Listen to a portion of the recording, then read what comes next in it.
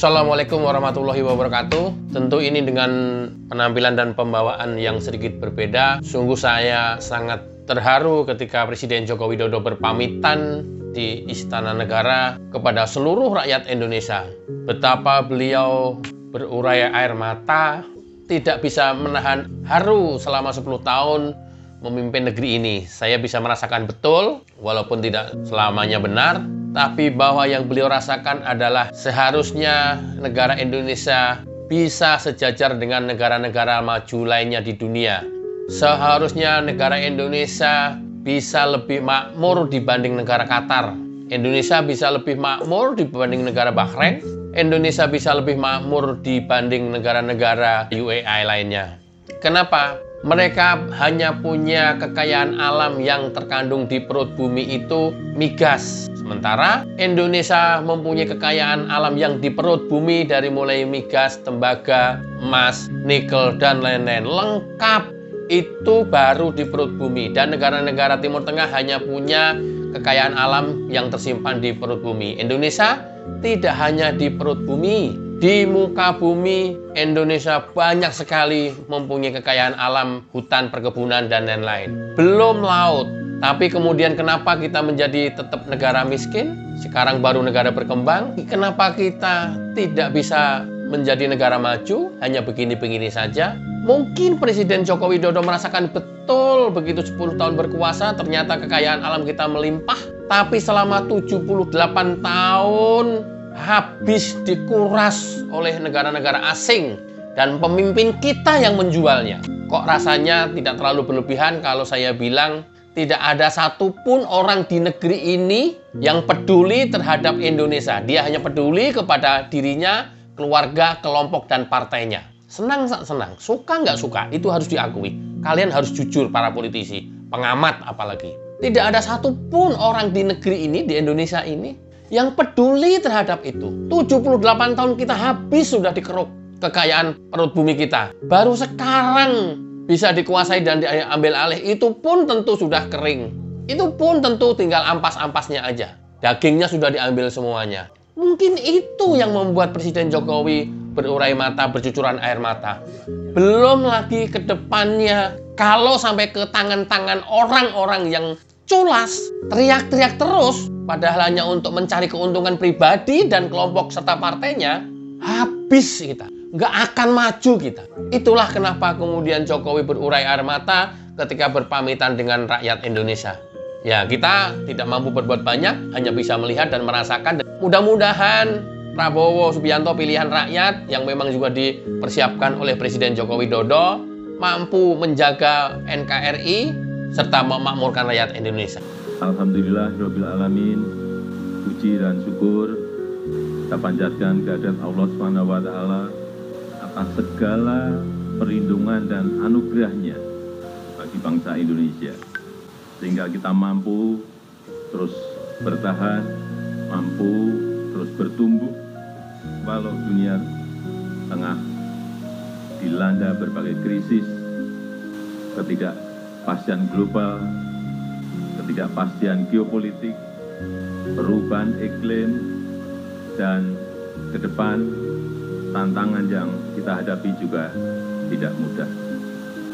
Berbagai bentuk krisis dan tantangan baru akan bermunculan, akan selalu datang silih berganti. Oleh karena itu, sebagai bangsa, kita harus selalu bersatu padu. Setuju? Harus saling menguatkan. Setuju? Harus saling membantu. Setuju? Saling tolong-menolong. Dan saling mendoakan. Untuk keselamatan kita semuanya, sebagai sebuah bangsa dan untuk kemajuan Indonesia yang kita cintai ini. Bapak Wakil Presiden, Bapak Ibu sekalian, saudara-saudara sebangsa dan setanah air, dalam kesempatan yang baik ini, di hari pertama bulan kemerdekaan, bulan Agustus, dengan segenap kesungguhan dan kerendahan hati, izinkanlah saya dan Profesor Kiai Haji Ma'ruf Amin ingin memohon maaf yang sedalam-dalamnya atas segala salah dan kilap selama ini, khususnya selama kami berdua menjalankan amanah sebagai Presiden Republik Indonesia dan sebagai Wakil Presiden Republik Indonesia. Kami sangat menyadari bahwa sebagai manusia kami tidak mungkin dapat menyenangkan semua pihak. Kami juga tidak mungkin dapat memenuhi harapan semua pihak.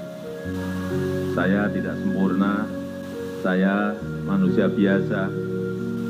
Kesempurnaan itu hanya milik Allah Subhanahu wa Ta'ala. Hanya milik Allah, kerajaan langit dan bumi serta apapun yang ada di dalamnya. Dia Maha Kuasa atas segala sesuatu.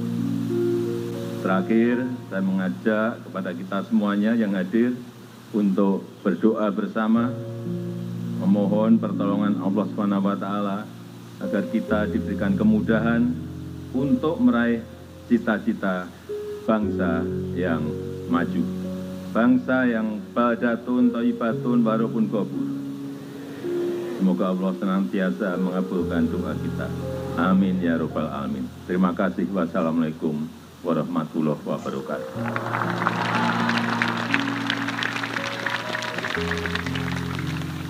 Terima kasih Pak Jokowi sudah meletakkan fondasi untuk Indonesia Emas yang tepat dan benar. Mudah-mudahan Pak Prabowo bisa meneruskan ini bersama-sama, bisa menyongsong bonus demografi, kemudian menuju Indonesia Emas 2045. Awal Pak Jokowi menjabat, PDB per kapita kita 3.800, kemudian hari ini 4.691. Artinya apa? Pendapatan per kapita kita per bulan, dulu 4 juta awal menjabat, hari ini pendapatan per kapita masyarakat Indonesia 6 juta, tidak terlalu signifikan jika dibandingkan negara-negara maju yang lainnya. Coba bandingkan dengan Qatar, pendapatan per kapita hari ini 112 juta per bulan. Kenapa saya selalu membandingkan Qatar? Qatar hanya mempunyai kekayaan alam yang terkandung di perut bumi, dan itu hanya migas. Sementara kita punya yang terkandung di perut bumi, dan tidak hanya migas, hampir sumber mineral bumi kita punya, kemudian di atas bumi, perkebunan dan hutan, dan juga laut. Ini harusnya Indonesia bisa melebihi Qatar. Harusnya Indonesia lebih makmur. Kenapa tidak bisa? Karena pemimpin kita tidak pernah amanah. Kenapa tidak bisa? Karena pemimpin kita banyak yang menjadi koruptor. Karena partai-partai kita hanya mementingkan kepentingan partainya, bukan kepentingan negara, bukan kepentingan rakyat. Itu yang terjadi hari ini sekarang. Belum lagi ditambah lawan-lawan politik, penguasa pada zamannya selalu ngerecokin terus manakala pemerintah mau bekerja. Makanya ingat pesan Prabowo bahwa kalau nggak mau diajak bergabung bersama-sama untuk membangun negeri ini, ya udah menjadi penonton aja. Tapi jika menjadi penonton, ya jadilah penonton yang baik dari pinggir lapangan. Kritik konstruktif, tidak nyinyir. Beda ya, yang selama ini terjadi kan nyinyir. Itu yang terjadi di Indonesia selama ini. Kenapa kita tidak pernah bisa maju? Terima kasih, mudah-mudahan Pak Prabowo bisa mengantarkan dan kita bersama-sama menuju Indonesia maju dan Indonesia Emas 2045. Wassalamualaikum warahmatullahi wabarakatuh. Cayo.